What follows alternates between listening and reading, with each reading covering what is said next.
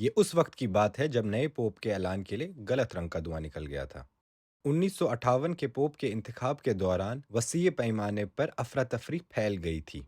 हुजूम ने सफेद धुआं देखा जो नए पोप के इंतखाब की निशानदेही कर रहा था, लेकिन जल्द ही ये धुआं काला हो गया, जिसका मतलब था कि दर हकीकत कोई फैसला नहीं हुआ था। उसी दिन बाद में एक और बार ऐसा ही गलत अलार्म देखने में आया।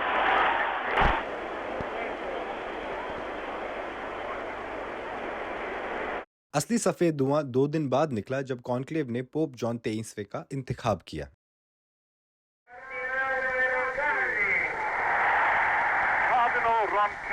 वेनिस के पेट्रियार्क कार्डिनल रोनकाली नए पोप हैं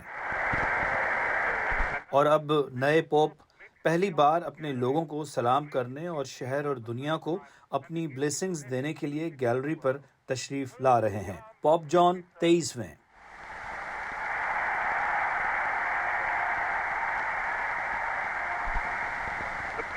पोप ब्लेसिंग देने के लिए एक लम्हा इंतजार करते हैं।